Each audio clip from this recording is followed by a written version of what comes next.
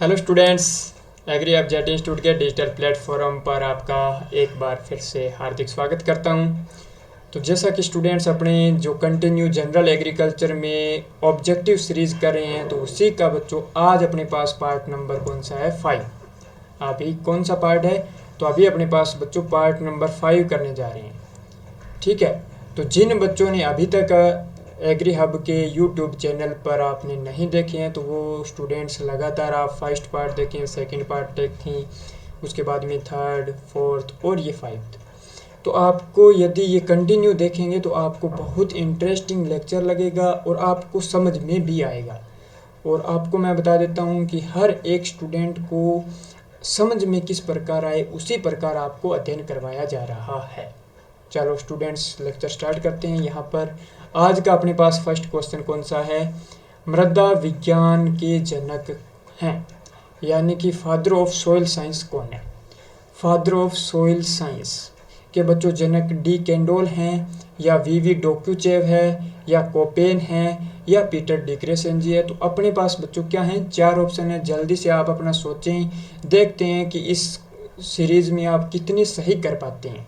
Okay, तो बच्चों यहाँ पर देखो, डी कैंडोल किन के हैं? सिस्टेमेटिक पोमोलॉजी के हैं। सिस्टेमेटिक पोमोलॉजी के जनक हैं। ओके, यानी कि व्यवस्थित पोमोलॉजी के जनक हो गए। तो ये अपने पास आंसर नहीं होंगे। वी डोक्यूचेव, तो बच्चों मृदा विज्ञान के जनक कौन है? वी डोक्यूचेव हैं। मृदा विज्ञान के जनक कौन है? वी डोक्यूचेव। प्रीवियस लेक्चर में अपने बात कर चुके हैं कि मृदा विज्ञान किस भाषा का शब्द था? लैटिन का। किस भाषा का शब्द था बच्चों? तो लैटिन वर्ड था। सोइल साइंस किसका है? लैटिन वर्ड है, सोलम से लिया गया था। ओके, इसकी 2 ब्रांच थी, पेडोलॉजी, एडेफोलॉजी। पेडोलॉजी में आपको बताया था मृदा की उत्पत्ति, वर्गीकरण, क्लासिफिकेशन का अध्ययन था। एडेफोलॉजी में आपका बताया था कि पादप समुदाय का, मृदा का उच्च पादप समुदाय के साथ अध्ययन करना। और अभी इस क्वेश्चन में है अपने पास वीवी डोक्यूचेव। तो इसका राइट आंसर ये हो गया। कोपेन किन के जनक हैं? तो बच्चों ये जलवायु विज्ञान के जनक है। फादर ऑफ क्लाइमेटोलॉजी, जलवायु विज्ञान के जनक हैं। ओके, उसी प्रकार अभी देखें तो पीटर डिक्रेसेंजी बच्चों किन के जनक हैं? तो ये सस्य विज्ञान के जनक हैं। सस्य विज्ञान के, फादर ऑफ एग्रोनॉमी। और इनकी एक फेमस बुक है बच्चों, कौन सी? वो आपको याद करना होगा। पीटर डिक्रेसेंजी की बच्चों कौन सी है? Horse hoeing husbandry. Horse hoeing husbandry, तो ये इनकी फेमस बुक है, तो ये आपको याद रखना होगा। सॉरी, ये अपने पास हॉर्स होइंग हस्बेंड्री बुक इनकी नहीं है। ये किसकी है? ये है अपने पास जेथ्रो टूल की है। इनकी अपने पास फेमस बुक है ओपस रूरेलियम कामोदरम। ओपस रूरेलियम कामोदरम, ये इनकी फेमस बुक है बच्चों। इस चीज़ को थोड़ा सा ध्यान रखना होगा, ये बाय मिस्टेक हो गया। जेथ्रो टूल किन के जनक हैं? फादर ऑफ वीड, यानी कि खरपतवार विज्ञान के जनक हैं जेथ्रो टूल। और उनकी फेमस बुक थी हॉर्स होइंग हस्बेंड्री। तो आप सही कर लेना। चलो बात करते हैं नेक्स्ट क्वेश्चन। तो अपने पास बच्चों नेक्स्ट क्वेश्चन कौन सा है? निम्नलिखित में से असंगत का चयन करना है। क्या करना है बच्चों? असंगत का चयन करना है, यानी कि कौन सा जो दिया है कथन वो सही है या नहीं है। तो देखो, विज्ञान का नाम दिया खरपतवार विज्ञान के जनक बच्चों कौन है? तो यहाँ पर देखो, खरपतवार विज्ञान से संबंधित जेथ्रो टूल हैं। आपको सर हाँ भी आपने बताया, हॉर्स होइंग हस्बेंड्री बुक के लेखक थे। चलो, सस्य विज्ञान के बच्चों पीटर डिक्रेसेंजी, हाँ इनका फेमस बुक था ओपस रूरेलियम कामोदरम। चलो, बायोडायनेमिक खेती के बच्चों जनक कौन है? तो बात करें रूडोल्फ स्टेनर, ये हैं। तो हाँ, सुनहरी क्रांति के जनक बच्चों एम एस रंधावा बच्चों सुनहरी क्रांति के जनक नहीं हैं।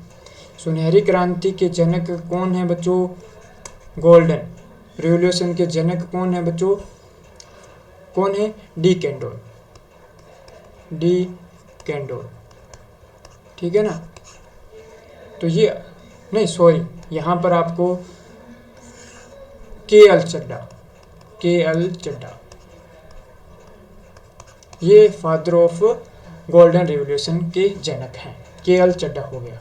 ओके, अब अपने पास इन्हीं से रिलेटेड पॉइंट पर बात करें तो बच्चों आपको ध्यान रखना होगा कि MS रंधावा ने एक बुक लिखा था, फेमस बुक, कौन सी? तो ये देखो, आपको ध्यान होना चाहिए कि ब्यूटीफुल गार्डन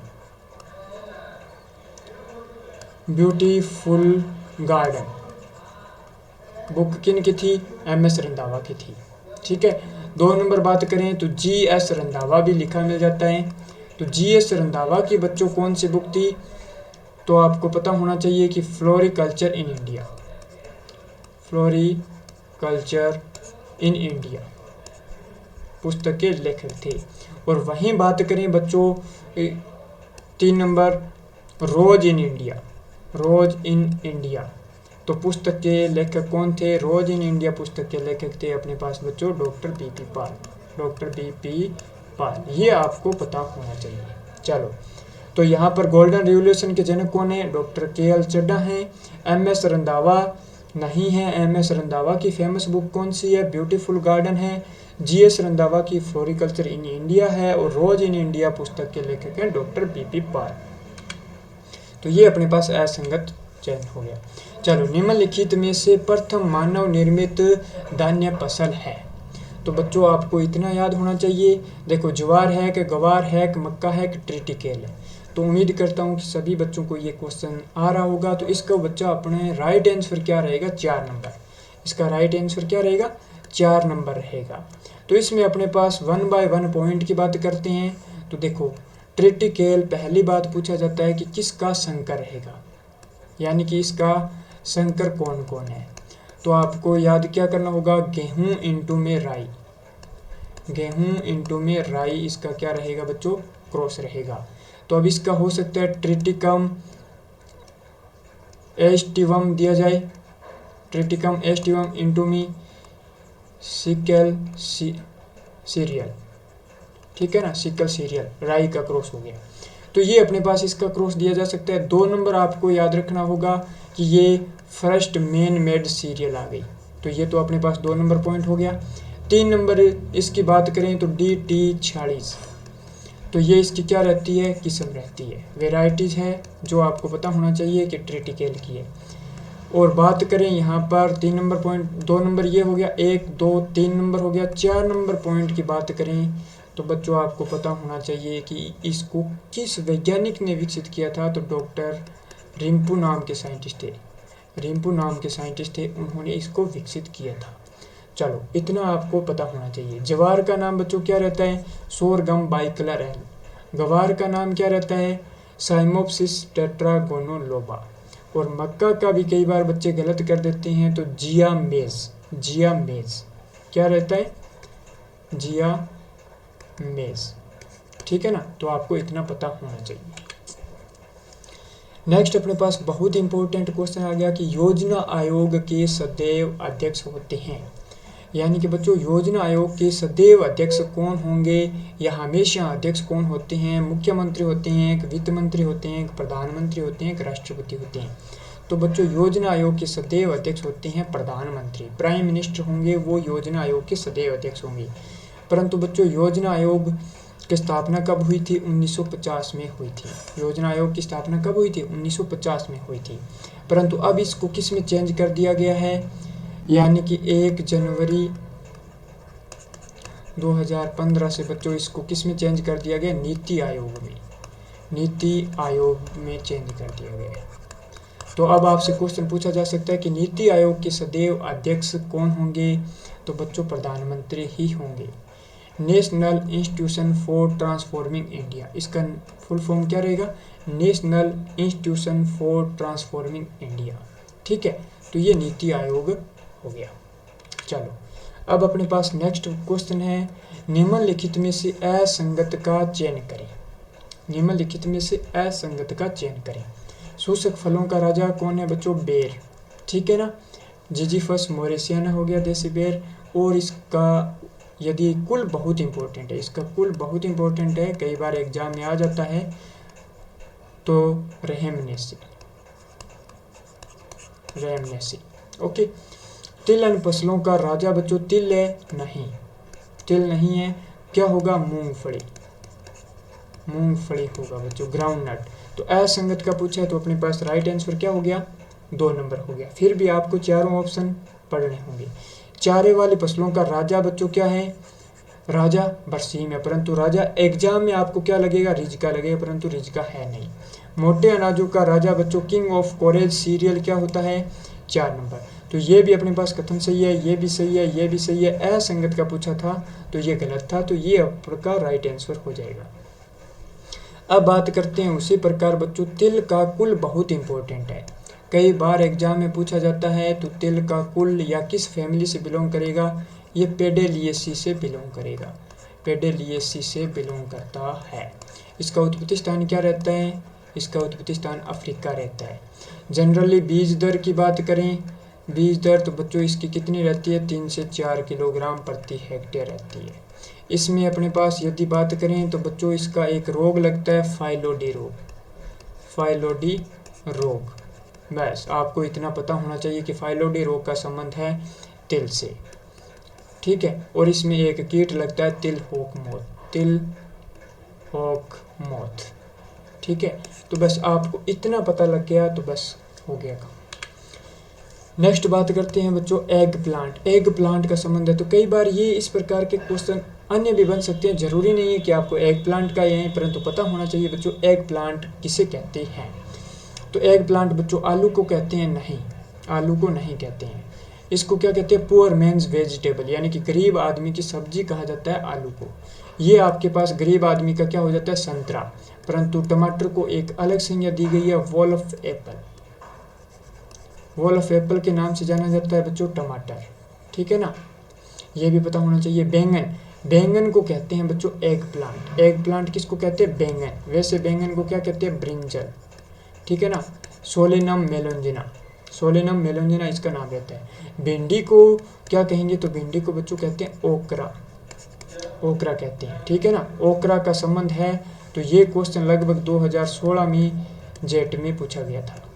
तो इस प्रकार क्वेश्चन बन सकते हैं, 2012 में भी पूछा गया था एक बार, तो कई बार रिपीटेड हो जाते हैं, तो आपको पता होना चाहिए। चलो नेक्स्ट क्वेश्चन बात करते हैं, निम्नलिखित में से असंगत का चयन करें, निम्नलिखित में से असंगत का चयन करें। तो बच्चों आपको असंगत का चयन करना है। देखो सफ़ेद सोना किसे, कपास को कहते हैं, आप कहोगे सर सफ़ेद सोना, यस। हरा सोना किसको कहते हैं बच्चों, बांस को कहते हैं, सही है। लाल सोना किसको कहते हैं, टमाटर को कहते हैं। या काला सोना अफीम को कहते हैं, तो काला सोना अफीम को कहते हैं। तो इसका बच्चों आंसर क्या है, लाल सोना, लाल सोना टमाटर को नहीं कहते हैं। ये आपका असंगत हो गया, ठीक है। तो इसमें जैसे अपने पास सफ़ेद सोना, अब पिछली बार एग्जाम में क्या पूछा गया था, king of fibre, king of fibre किसे कहा जाता है, तो बच्चों रेशों का राजा किसे कहते हैं, कपास को कहते हैं, जूट को नहीं कहते हैं। कई बार बच्चे जूट ऑप्शन कर देते हैं, जूट नहीं होगा, ठीक है। तो ये इंपॉर्टेंट क्वेश्चन है, इस प्रकार आपको पता होना चाहिए। बांस, चलो हरा सोना बम्बू हो गया, ओके। लाल सोना ये टमाटर नहीं है, काला सोना अफीम हो गया। अफीम का बच्चों नाम क्या रहेगा, पेपेवर सोमेनिफेरा, ठीक है। पेपेवेरेसी प्लांट का कुल रहता है। फल प्रकार इसका बहुत इंपॉर्टेंट है, फल प्रकार, फल प्रकार बच्चों क्या रहता है, कैप्सूल, कैप्सूल। और किन किन का रह सकता है, ये तिल का रहता है, फिर अपने पास कपास का रहता है। अन्य की बात करें तो इसमें रतनजोत की बात कर लेते हैं, रतनजोत का रहता है, ओके। वहीं बात करें अपने पास तिल हो गया, कपास हो गया, रतनजोत हो गया, और आंवला, ठीक है, भिंडी। तो इन सब में बच्चों क्या रहता है, ये कैप्सूल फल प्रकार रहता है। तो आपको जनरल एग्रीकल्चर बहुत शानदार तरीके से आनी चाहिए ताकि कोई कंफ्यूजन ना हो सके। बटर फ्रूट का संबंध है, बटर फ्रूट का संबंध है। तो बच्चों कई बार संज्ञा दी हुई होती है तो वो भी आ सकती हैं। तो बटर फ्रूट, अब आप कहूँ सर अश्वगंधा तो नहीं है, केला हो सकता है, केला भी बच्चों नहीं है। केला को क्या संज्ञा दी गई है, एडम्स फिग, एडम्स फिग कहा जाता है, ठीक है ना। अब आप कहूँगी सर एवाकाडो को एवाकाडो, एवाकाडो को फूड ऑफ गॉड की संज्ञा दी गई है, फूड ऑफ गॉड, ठीक है ना, भगवान का भोजन की संज्ञा दी गई है। तो आपका राइट आंसर क्या हो जाएगा, कोकोआ, ठीक है, कोकोआ हो जाएगा।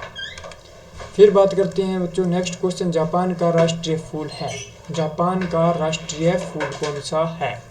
तो जापान का गुलदाउदी है या गुलाब है, ग्लेडियोल्स है या गेंदा है? तो बच्चों जापान का राष्ट्रीय फूल है गुलदाउदी, ठीक है ना, क्राइसैंथेमम। ओके, गुलाब किसका राष्ट्रीय फूल है? तो गुलाब बच्चों किसका रहेगा, गुलाब रहेगा अपने पास इंग्लैंड का, इंग्लैंड का राष्ट्रीय पुष्प रहेगा, ठीक है ना, ये आपको पता होना चाहिए। ग्लेडियोल्स, ग्लेडियोल्स में से यदि क्वेश्चन बन सकते हैं तो बच्चों इसका पूछा जाता है प्रवर्धन, प्रवर्धन किसके द्वारा होगा, कोरम द्वारा होगा, कोरम या घनकंद द्वारा, घनकंद, ठीक है ना, इसके द्वारा प्रवर्धन रहता है। गेंदा, गेंदा में बच्चों मैरीगोल्ड हो गया, मैरीगोल्ड में आपको यदि क्वेश्चन मिल सकते हैं तो आपको डिप्लॉयड या टेट्राप्लॉयड का क्वेश्चन दिया जाता है। अब डिप्लॉयड अपने पास क्या रहता है, अफ्रीकन गेंदा, ठीक है, और यहाँ पर फ्रेंच गेंदा क्या रहता है अपने पास, टेट्राफ्लॉयड, फ्रेंच का अपने पास टेगेटस, टेगेटस पेटुला लग जाएगा, और पेटुला से आपको याद क्या हो जाएगा कि ये टेट्राप्लॉयड है। यहाँ पर अपने पास टेगेटस इरेक्टा लग जाएगा, ठीक है, तो ये अपने पास डिप्लॉयड हो गया, तो इसमें क्रोमोसोम नंबर 24 हो जाएंगे, इसमें बच्चों क्रोमोसोम नंबर 48 हो जाएंगे। गुलाब का संबंध है तो बात करें तो रोजेसी प्लांट से रहता है, इसमें अपने पास क्रोमोसोम नंबर की बात करें तो बच्चों 14 होते हैं। ओके, वहीं गुलदाउदी की बात करें तो बच्चों क्या रहता है अपने पास, रोजेसी हो गया, यहाँ पर कंपोजिटी कुल रहता है, कंपोजिटी या एस्ट्रेसी, ठीक है ना। ग्लेडियोल्स का रहता है तो इरिडेसी, इरिडेसी, ठीक है, और गेंदा भी कंपोजिटी या एस्ट्रेसी का रहता है। चलो नेक्स्ट क्वेश्चन अपने पास क्या रहता है, मक्का में द्विसंकर संकरण का प्रतिपादन किया जा था, किसने? डबल क्रॉस टेक्निक किसने दी थी बच्चों? अब देखो इसमें दो थी, डबल क्रॉस और सिंगल क्रॉस टेक्निक। भारत में जनरली कौन सी अपनाई जाती है? भारत में डबल क्रॉस टेक्निक ही अपनाई जाती है। तो ये डबल क्रॉस आप यूं याद रखो, double cross technique, double cross technique है तो D.F. Jones, D.F.